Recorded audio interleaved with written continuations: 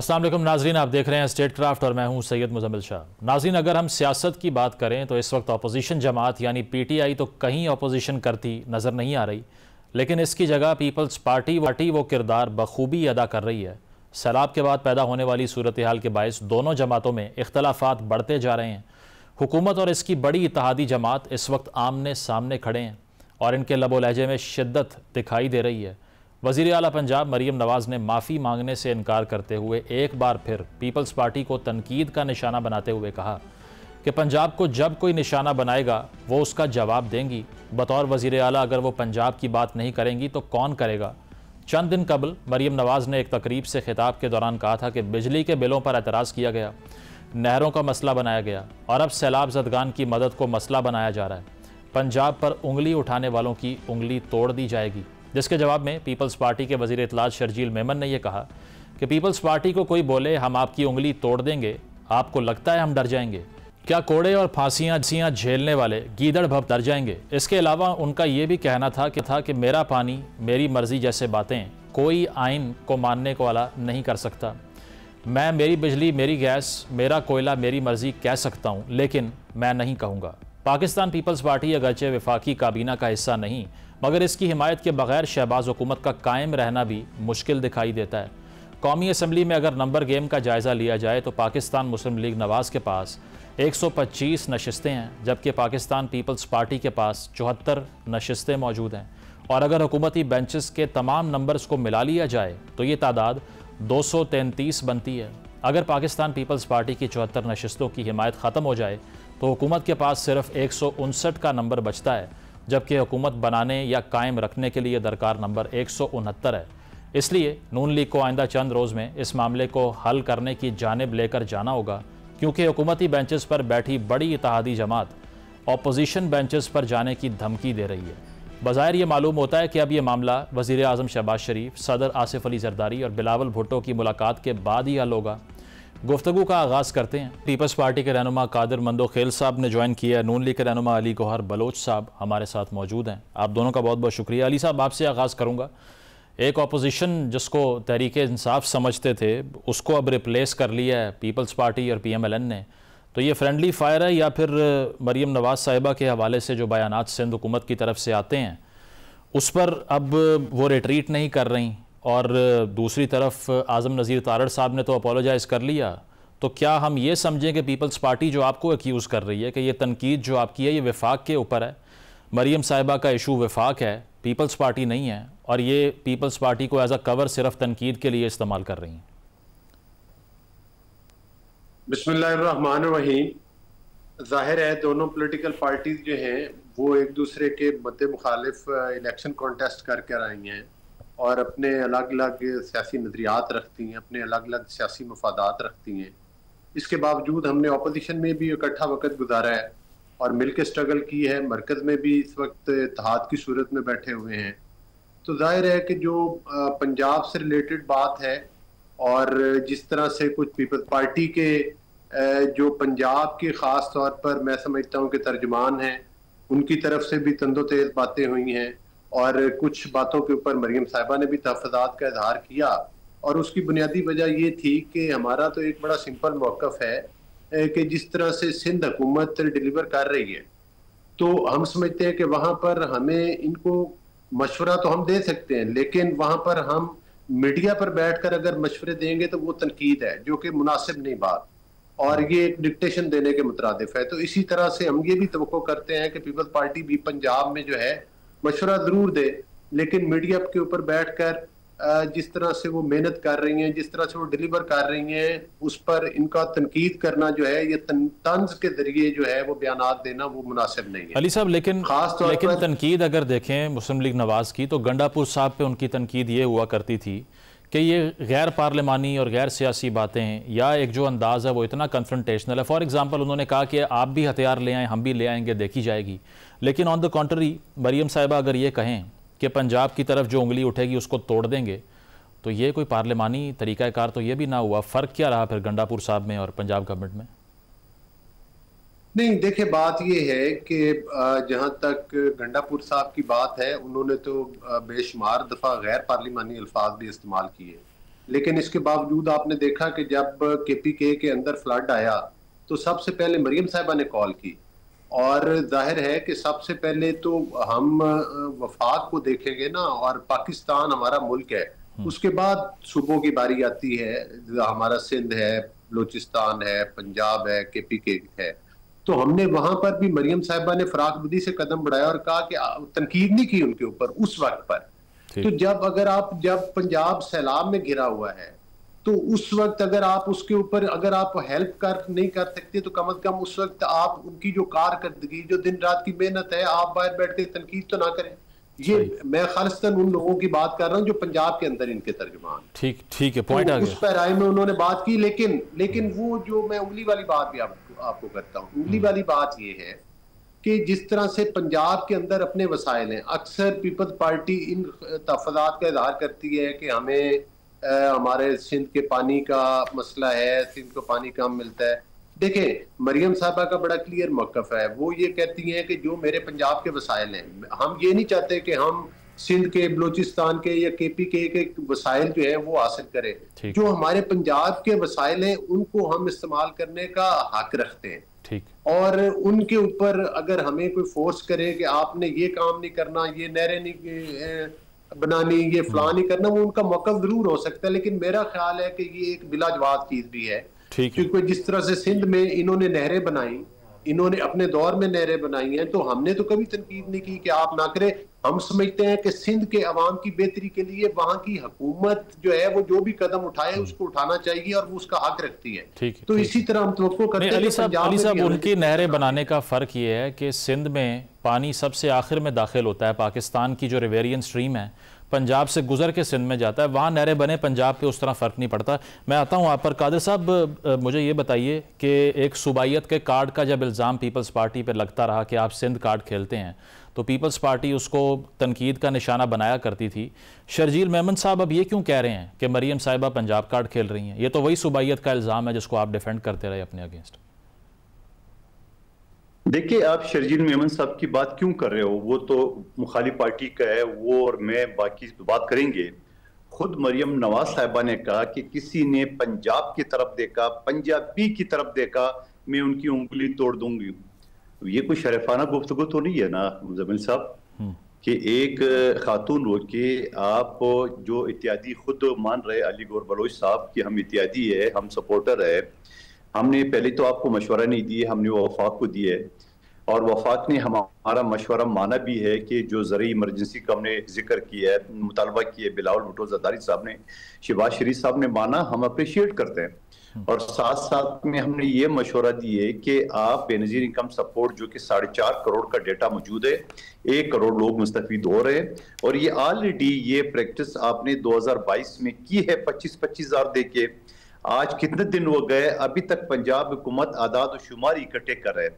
आप उन लोगों की फुटेज दिखा दे, फिर अली गौर बलोच साहब और पंजाब हुकूमत नाराज हो जाते हैं कि हम ये बातें क्यों करें। आपके चैनल समेत तमाम चैनल दिखा रहे हैं कि खुश्क जमीन है, यानी रोड पे लोग बैठे हैं बेयार और मददगार। आप अभी तक डेटा बना रही है तो पैसे कब देंगे? और फिर मरियम बीबी फरमा रही है कि मैंने जो है ना वो पैसे जो है ना 10,000 नहीं देना है, 10 लाख देना है।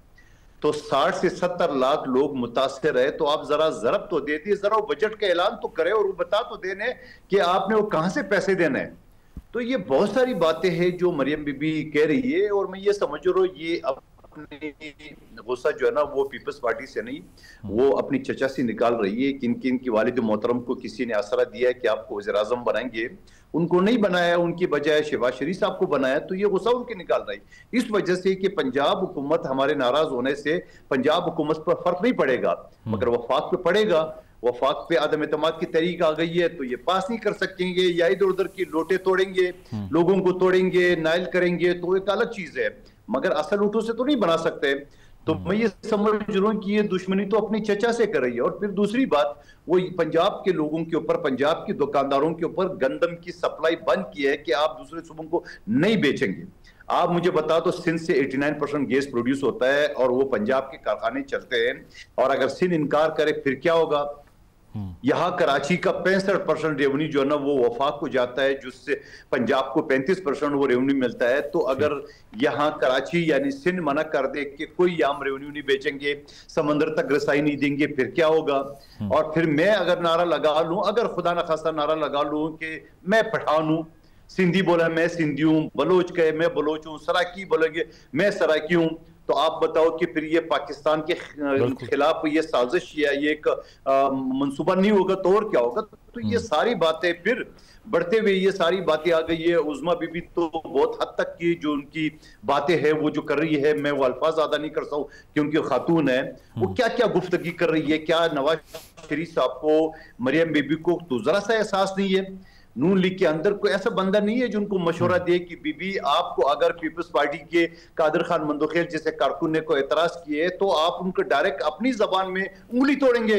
और फिर दूसरी बातें आपको हमने मशवरा दी, अगर मैं आपको मशवरा दूं कि आप अपना प्रोग्राम इतना बजे नहीं इतना बजे करें, तो आप बोलेंगे यार ये हमारा अपना मैनेजमेंट का है, आपको शुक्रिया।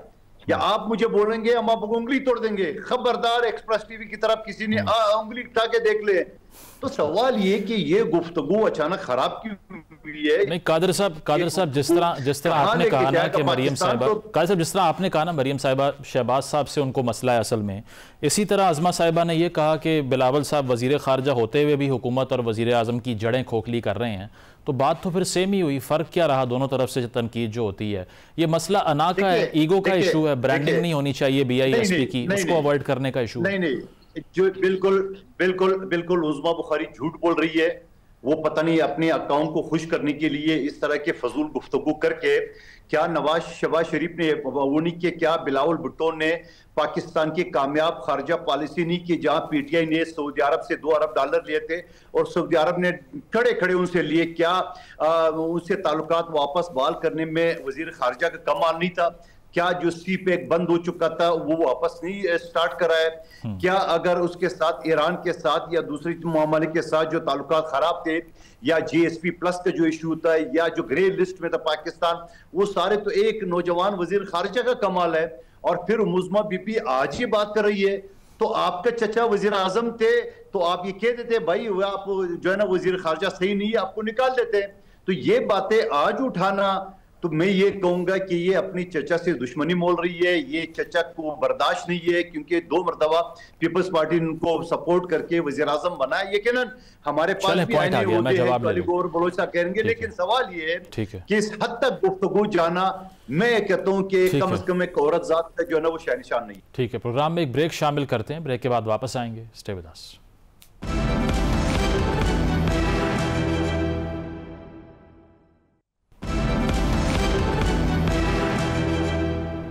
वेलकम बैक नाजरीन, डिस्कशन को कंटिन्यू करते हैं। अली साहब, ये इसमें कोई दो राय नहीं होती कि जो हुकूमत कर रहा होता है they have more to loose.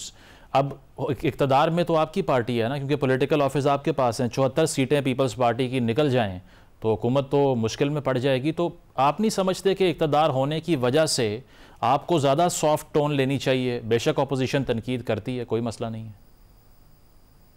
नहीं देखें, वो तो चाहे सियासी मजबूरी हो या ना हो, मैं समझता हूं कि फिर भी जाहिर है कि अपोजिशन में इकट्ठे रहे, अब हुकूमत में इकट्ठे हैं, तो वो एक रवादारी इतनी एक तो जरूर होनी चाहिए, और वो है भी सही काफी हद तक।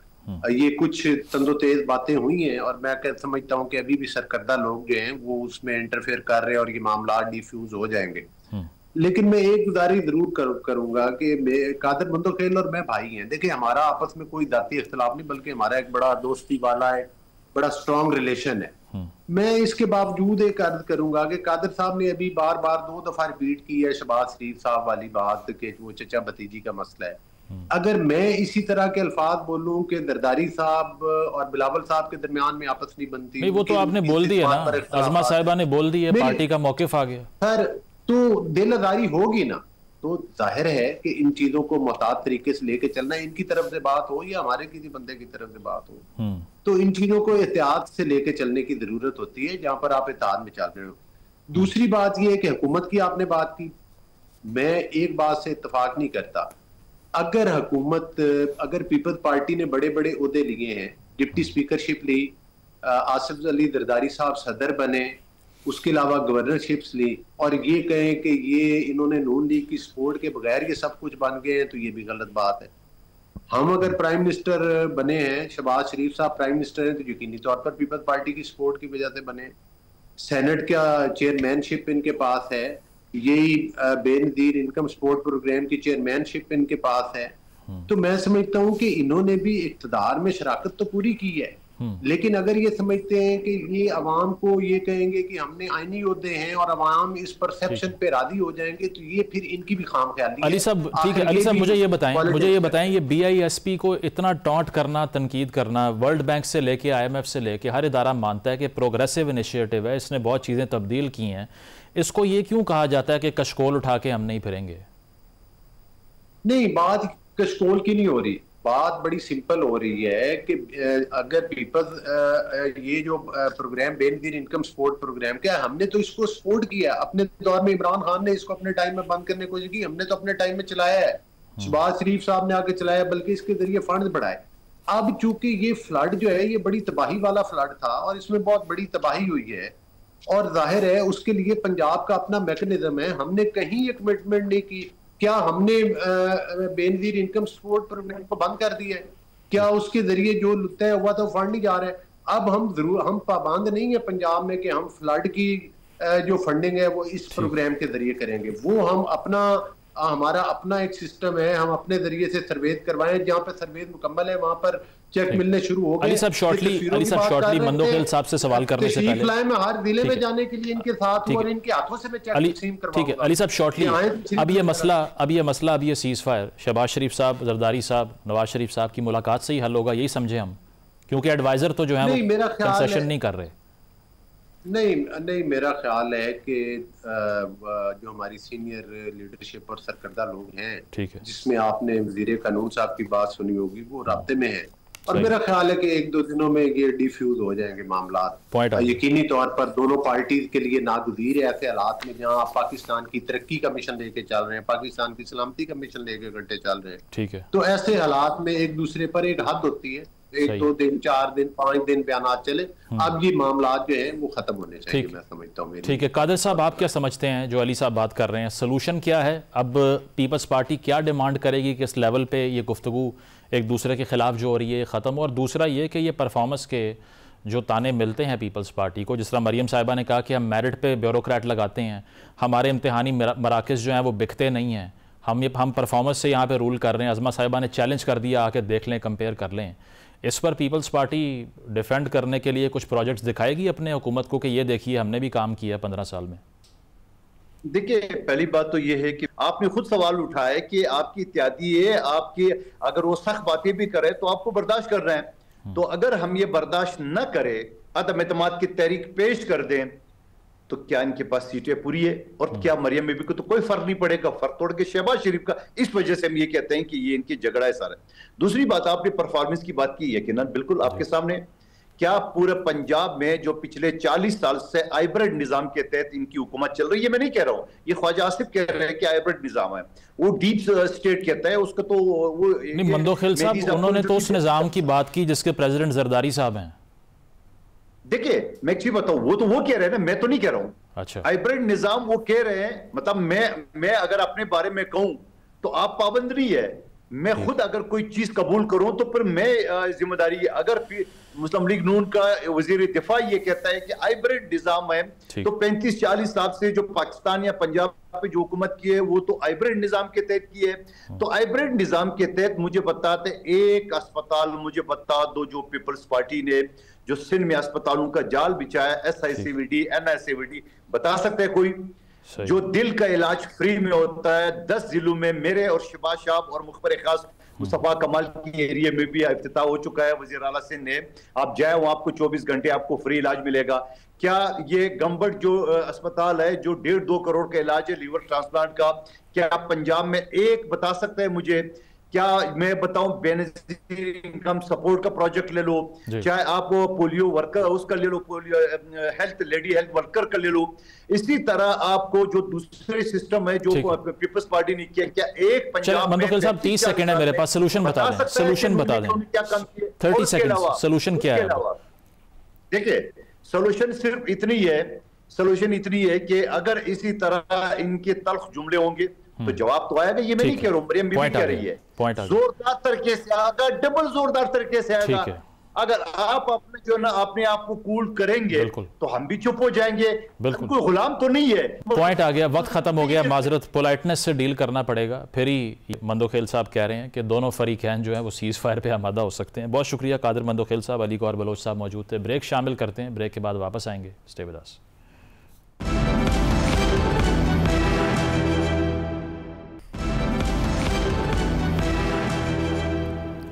वेलकम बैक नाजरीन। मुल्क की मईशत की बात करें तो हुकूमत कोई भी हो वो यही क्लेम करती है कि इनके दौर के इकनॉमिक इंडिकेटर्स माजी की तमाम हुकूमतों से बेहतर रहे हैं। यही काम इस वक्त नून लीग की हुकूमत भी कर रही है, जिनकी तरफ से मुसलसल ये बताया जा रहा है कि मुल्की इकॉनमी में मेजर इम्प्रूवमेंट्स आ रही हैं। लेकिन एक बड़ी ख़बर यह है कि IMF और हुकूमत, जिनके दरमियान अगली किस्त के हवाले से एक अहम राउंड शुरू हो चुका है, वहीं मुख्तलिफ न्यूज़ रिपोर्ट्स में यह क्लेम किया जा रहा है कि हुकूमत ने IMF से गुज़श्ता 2 साल का जो तजारती डाटा शेयर किया था, इसमें 11 अरब डॉलर्स का डिफरेंस सामने आ गया है। और इस फ़र्क पर पाकिस्तान ने IMF के सामने तस्लीम किया कि इदारा शुमारियात की जानिब से इंटरनेशनल ट्रेड सेंटर को जो डाटा जमा करवाया गया था, इसमें कुछ अदाद शुमार रह गए थे। अब क्या ये गलती इतनी मामूली थी कि हुकूमत इस मामले को अकाउंटिंग या रिपोर्टिंग का फ़र्क कहकर ख़ुद को डिफेंड कर सकती है?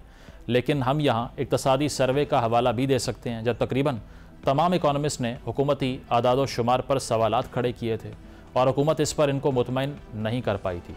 अब इस मामले पर भी ये सवाल उठता है कि जब हुकूमत के डाटा में इतना बड़ा फ़र्क मौजूद है तो इसके बाद क्या हुकूमत जो एक्सपोर्ट इम्पोर्ट कर्ज़ों और महंगाई की शरह पर जो नंबर्स अवाम के सामने रख रही है, क्या इस पर भी एतबार किया जा सकता है?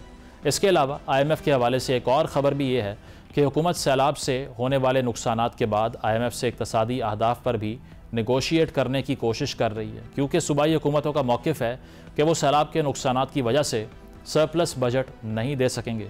तो सवाल ये है कि क्या IMF इस पर हुकूमत को कोई छूट दे सकती है? इसके अलावा एक और इशू जिस पर काफ़ी बात हो रही है वो ये कि गुज़श्ता कुछ सालों से हम देख रहे हैं कि मुख्तलिफ मल्टीनेशनल कंपनीज़ पाकिस्तान में अपने ऑपरेशंस बंद कर रही हैं। कुछ दिनों पहले हमने American company Procter and Gamble के बारे में ये खबर सुनी कि उन्होंने पाकिस्तान में अपनी कमर्शियल और मैन्युफैक्चरिंग सरगर्मियाँ बंद करने का फ़ैसला किया। इससे पहले शेल, करीम, उबर, फाइज़र जैसी कंपनीज़ के बारे में भी सुना। तो ऐसे में सवाल उठता है कि इन कंपनीज़ के ऑपरेशन बंद करने या महदूद करने की क्या वजूहत हैं? क्या इसकी वजह ऑपरेशन कॉस्ट है, जिसमें बिजली, गैस, टैक्स और ख़ाम माल वगैरह की कीमतें आती हैं, या ये कंपनीज़ अब मुकामी कंपनीज से कंपटीशन नहीं कर पा रही? इन तमाम मौज़ूआत पर गुफ्तगू का आगाज़ करते हैं। साबिक़ वज़ीर ख़ज़ाना डॉक्टर हफीज़ पाशा ज्वाइन कर रहे हैं। बहुत शुक्रिया आपके वक्त का। डॉक्टर साहब, ये बताइएगा, ये IMF की तरफ से तजारती डाटा जो सामने आता है, अब इसमें $11 बिलियन का जो फ़र्क है, बहुत ही स्टैगरिंग अमाउंट है। इस पर क्लैरिफिकेशन IMF ने मांगी है। तो ये किस तरह से हो गया कि इतना बड़ा जो फिगर है उस पर क्लैरिफिकेशन मांगी जा रही है? ये कहा जा रहा है कि पब्लिक किया जाए इस डिटेल को। ये क्या ऑब्सक्योर रखा गया, ये डेलिबरेट होता है या फिर ये कोई एरर, कोई गलती है? देखिए, इस सवाल का जवाब जो मुनासिब आपको मिलेगा वो या तो स्टेट बैंक ऑफ पाकिस्तान से, जो ट्रेड के स्टेटिस्टिक्स हर महीने छापते हैं, या पाकिस्तान ब्यूरो ऑफ स्टेटिस्टिक्स जो वो भी मंथली दूसरे तरीके से छापते हैं। आपके नोटिफिकेशन आता है हर महीने के इंपोर्ट उस महीने कितनी हुई और साल भर में कितनी हुई। तो इस सवाल का जो जवाब है वो आपको इन 2 इदारों से लेना पड़ेगा। अच्छा, वैसे एज एन एक्सप्लेनेशन जो इदारा शुमारियात ने कहा कि डाटा सिस्टम जो है वो 2017 से अपडेट नहीं हुआ हमारा, इसलिए जो गैर मुल्की दरामदात है ना, उनकी जो रिपोर्टिंग है वो कम जाहिर की गई है, ये रैशनल है, मंतकी बात है, आपको लगता है? देखिए, बात जो समझ में नहीं आ रही है कि अगर वाकई इंपोर्ट्स में इतना इजाफा है और ये अंडर रिपोर्ट किया गया है, तो असल में तो ट्रांजैक्शंस हुए हैं। तो ये कैसा हो सकता है कि आपके रिजर्व्स का लेवल अभी $14.5 अरब हैं, अगर आपने ये $6 अरब को भी फाइनेंस किया है किसी तरीके से या कुछ और चीज़ है, तो इसलिए ये मसला काफ़ी सीरियस है। और हम सब भी इस बात को देखते और सुनते हुए कुछ परेशान भी हैं। अच्छा डॉक्टर साहब, इससे क्रेडिबिलिटी का भी कोई इशू आ जाता है, ट्रस्ट डेफिसिट का, क्योंकि अगर इस तरह ये डाटा में फ़र्क वाजे नहीं है और इस पर अब क्लैरिफिकेशन मांगी जा रही है, तो इसमें जो इंटरनेशनल फाइनेंशियल इंस्टीट्यूशंस होते हैं, आपको लगता है कि उनकी तरफ से चेक एंड बैलेंस फिर बढ़ जाता है फ्यूचर में? देखिए, बात यह है कि मेरे ख्याल से इस सिलसिला का आगाज़ जो है वो एप्टमा ने किया था। अच्छा। टेक्सटाइल वाले, और उन्होंने ये साबित किया है कि दरामदाद बराबर में कुछ इजाफा ज़्यादा हुआ है, और ये मामला फिर गया ministry of finance, state bank वगैरह। तो इसकी क्लैरिफिकेशन बहुत ज़रूरी है। IMF तो यकीनन पूछेगा, बट हम सब पूछ रहे हैं कि कैसे ऐसा हो सकता है कि इतना बड़ा अमाउंट दरामदाद का रिकॉर्ड ही नहीं हुआ, रजिस्टर ही नहीं हुआ, एक तरह से इफेक्टिवली स्मगलिंग हो गई। क्या हुआ? बिल्कुल, ये बहुत मुश्किल सवाल। बिल्कुल। और ऑन द कॉन्ट्री एक और ख़बर जो ब्लूमबर्ग की तरफ से सामने आती है, उसमें यह है कि डिफ़ॉल्ट रिस्क कम करने में इमर्जिंग इकोनॉमीज़ में पाकिस्तान को दुनिया में दूसरे नंबर पर उन्होंने कहा कि ये इसकी मईशत जो है वो नज़र आ रही है। उसकी वजह है कि डिफ़ॉल्ट रिस्क में 2200 बेसिस पॉइंट की जो गैर मामूली कमी है वो वाक़ई हुई है, और ये तकरीबन 4 तिमाहियों का जो डाटा है उसकी बात हो रही है। तो do you think it's an achievement, या फिर आपको लगता है कि स्टेबलाइजेशन जो है? जी वाकई हमारी हुकूमत ने और स्टेट बैंक ऑफ पाकिस्तान ने काफ़ी इक़दाम किए हैं और स्टेप्स लिए हैं, और पिछले साल 2024-25 में 2 चीज़ें वाज़ेह तौर पर साबित हुई हैं, और वो ये है कि आपका तिजारती खसारा सरप्लस में हो गया, दूसरा आपका बजट का खसारा बहुत कम हुआ, और तीसरा अफरात ज़र में नुमाया तौर पर कमी आई है, और रिजर्व्स का लेवल जो है वो तकरीबन $14.5 अरब अगर वाकई है, तो that is almost 2.8 months of imports, which is considered almost to be the safe level. तो ये नुमाया तौर पर अच्छी बातें हैं, मगर साथ साथ ये स्टेबलाइजेशन हासिल करने की कोशिश में पिछले 5 साल में एक इतना गिरावट आई है हमारे शेर नमू में, जो कि शायद तारीख में ऐसा कभी नहीं हुआ कि 2018-19 के बाद से 2024-25 तक शेर नमू की जो इजाफा था हर महीने हर साल वो 2.5% था एवरेज पे, और पॉपुलेशन भी इजाफा 2.5% है सालाना। तो यानी कि पिछले 6 साल में फी कस आमदनी रियल टर्म्स में हमारे अवाम को 0 मिला है। ये एक डिसअपॉइंटिंग फीचर है कि ओवर एम्फेसिस एक लिहाज से जो कि ज़रूरी था डिफ़ॉल्ट को अवॉइड करने के लिए, but we have had to pay heavy cost. और आज आपको सुन के हैरत होगी कि पाकिस्तान में, शायद आपको ऑलरेडी इल्म हो कि हमारा पॉपुलेशन सेंसस ने कहा है कि बेरोजगारी 22% है, तारीख का सबसे बुलंद लेवल। और दूसरी तरफ वर्ल्ड बैंक ने कहा है कि आपका जो गुर्बत का पॉपुलेशन जो बिलो 47, ये देखिए एक ट्रेड ऑफ है, एक तरफ कामयाबी दूसरी तरफ failure. Strategy should be a balanced strategy, and although I still feel that the government has done a good job in controlling the balance of payments and the budget. सही। और एक और जो रीसेंट चैलेंज रहता है पाकिस्तान की हर आने वाली हुकूमत को, वो क्लाइमेट चेंज का है। 2022 के फ्लड्स पर कहा गया $30 अरब का नुकसान हुआ है। इस मरतबा भी बहुत बड़े मैसिव लेवल्स पर फ्लड आते हैं, पंजाब की हिस्ट्री का सबसे बड़ा फ्लड कहा जाता है इसको। तो पहले बात हो रही थी कि बजट में 500 अरब रुपए की एडजस्टमेंट की परमिशन दे देगा IMF, लेकिन अब तो IMF कह रहा है कि कोई बड़े डैमेजेस हुए ही नहीं, पंजाब में थोड़ा बहुत नुकसान हुआ है सिर्फ, और साथ साथ वो जो स्कीम्स हैं जो सैलाब से मुतासरा इलाकों को असिस्ट करने के लिए बनाई गई उसको भी फंड करने से रोक रहा है। तो ये तो इनसेंसिटिविटी नहीं है, ये तो कंसिडर ही नहीं कर रहे कि एनवायरमेंटल डैमेज कितना बड़ा है पाकिस्तान में। दरअसल नामुनासिब है। IMF को ये सोचना चाहिए कि दुनिया में जो क्लाइमेट की वजह से गलत चीज़ें हो रही हैं उसका नुकसान हमारे जैसे मुल्कों को बर्दाश्त करना पड़ रहा है, और IMF ने इस चीज को रिकग्नाइज करते हुए पाकिस्तान को एक स्पेशल रेजिलिएंट फैसिलिटी दी हुई है, 1.4 अरब डॉलर का। पहली दफा तारीख में हमें क्लाइमेट चेंज के लिए एक फैसिलिटी मिली IMF से।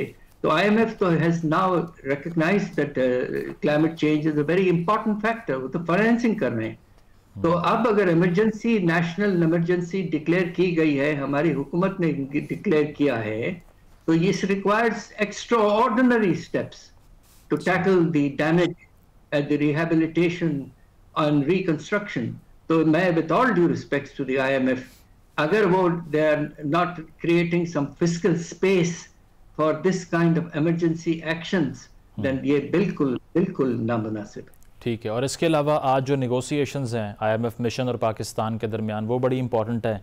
NFC अवार्ड के हवाले से इसमें बात होनी है कि सूबों को जो फंड्स मुंतकिली होगी उसकी डिस्कशन होगी। तो आपको लगता है कि पाकिस्तान कुछ डिज़ायरेबल आउटकम्स इसमें से अचीव कर लेगा, या जो बड़ी स्ट्रिक्ट किस्म की कंडीशंस होती हैं वही IMF डिक्टेट करेगा? देखिए, पाकिस्तान का परफॉर्मेंस जो है वो काफ़ी हद तक मुनासिब है, और 19 क्वांटिटेटिव परफॉर्मेंस क्राइटेरिया और इंडिकेटिव टारगेट्स होते हैं। उसमें मुश्किलात जो आई हैं वो मुश्किल से 4 या 5 में आई हैं, और ऐसा बहुत कम होता था, पास्ट में बहुत कमी होती थी परफॉर्मेंस में। ये एक बेहतर परफॉर्मेंस है, और उसके वजूहात कुछ 1-2 क्राइटेरिया में ना होने के भी हमारे पास प्रॉपर एक्सप्लेनेशंस मौजूद हैं। तो IMF at this time we expected to have a human touch and to recognize that millions of people have been affected in a country, and that they should try and support the country at this very emergency time for Pakistan. और ये भी कहा जा रहा है कि जो निजकारी है डिस्कोर्स की, उसका भी टाइम फ्रेम IMF मांग रहा है। तो इसमें क्या हर्डल है कि ये डिले हो रहा है प्रोसेस, क्योंकि ऐलान तो काफ़ी पहले से किए जा रहे हैं कि ये करना है अब? देखिए, स्टेट ओन्ड एंटरप्राइजेस पे again with all due respects government का परफॉर्मेंस नामुनासिब है। अच्छा, पिछले कुछ अरसे से हम सुन रहे थे कि PIA की प्राइवेटाइजेशन होगी, नहीं हुई। फिर ये भी कहा गया कि कुछ टारगेट डिस्कोस हैं जिनको प्राइवेटाइज किया जाएगा तो उससे कॉस्ट वगैरह और एफिशिएंसी में इजाफा होगा और उसके नतीजे में कुछ फायदा होगा। ये भी नहीं हो पाया है। तो इस फ्रंट पे जो स्ट्रक्चरल रिफॉर्म्स की जरूरत है वो हुकूमत अभी तक नहीं कर पाई है। अच्छा, और इसके अलावा एक जो वरिंग चीज़ है, परेशान कुन चीज़ है, वो MNCs के ऐलानात जो हो रहे हैं ना कि हम जा रहे हैं पाकिस्तान को छोड़ के। PNG का हमने सुना, फिर इसके अलावा शेल का, ऊबर का, करीम का जो ऑनलाइन एप्लीकेशंस हैं, इसकी क्या वजह हो सकती है? ये कोई टैक्स नेटवर्क में हमारा इशू है, जिस तरह से कुछ लोग कह रहे हैं कि जो टैक्स का निज़ाम है वो ठीक नहीं है, डेफिसिट में जाती हैं कंपनीज, या फिर कोई और रीज़न है? बात दरअसल ये है कि हमारा जो सनती शोबा है ख़ास तौर पे, उसमें प्रॉफिटेबिलिटी बहुत हद तक ख़त्म हो चुकी है। अब आप ये देखिए कि टैक्स के निज़ाम जो है उसका टारगेट सनती शोबा है और उस पर 4 गुना बोझ है बाकी इकोनॉमीज पे कंपैरिजन में। सही। पिछले दिनों आप ये भी देखिए कि डिमांड में कमी आई, इसलिए कि शरह नमू में कोई ख़ास इजाफा नहीं हुआ, जिसका मैं जिक्र कर चुका हूँ। तीसरी तरफ बिजली और गैस के रेट्स पाकिस्तान के दुनिया के तकरीबन सबसे ऊंचे लेवल तक पहुंच चुके हैं। हिंदुस्तान अब बांग्लादेश से तकरीबन 2 से 2.5 गुना है। इन फैक्टर्स को मिला लें आप तो MNC जो पाकिस्तान में बहुत अरसे से रहे और आगाज में अच्छे पैसे बनाए, वो अब इस पोजीशन में आ गए हैं कि they have no incentive, there is no profitability, और इसकी वजह से बड़े बड़े नाम, मुझे अफसोस से कहना पड़ रहा है, पाकिस्तान को छोड़ के जा रहे हैं। अच्छा, और इसके अलावा गवर्नमेंट अब ये कह रही है कि मिनी बजट की तरफ हम नहीं जाएंगे, और IMF से जो मौजूदा माली साल का जो हदफ है टैक्स टू GDP रेशो का, उस पर अब कहा जा रहा है कि जो 11% का फिगर है वो हम अचीव कर लेंगे। ये पॉसिबल है या बहुत एम्बिशियस बात है? ये देखिए कि अगर आपका शरह नमू गिर जाता है और मुश्किल से 2% तक रहता है, और दूसरी तरफ आपके अफरात ज़र में इजाफा है, मगर इतना ज़्यादा अगर नहीं पहुंचता है तो आपका टैक्स बेस में इजाफा कम होगा। तो उसलिए ये कहना इस वक्त कि हम 11% हासिल कर लें, ये बहुत, मैं समझता हूँ प्रीमेच्योर है। हमारी बस सबकी दुआ है कि हो जाए, मगर ये ज़रा मुश्किल इस वक्त लग रहा है। ठीक है, हकीकत कम है इसमें और एम्बिशन ज़्यादा दिखाई देता है। बहुत शुक्रिया डॉक्टर हफीज़ पाशा साहब हमारे साथ मौजूद थे। ब्रेक शामिल करते हैं, ब्रेक के बाद वापस आएंगे। Stay with us.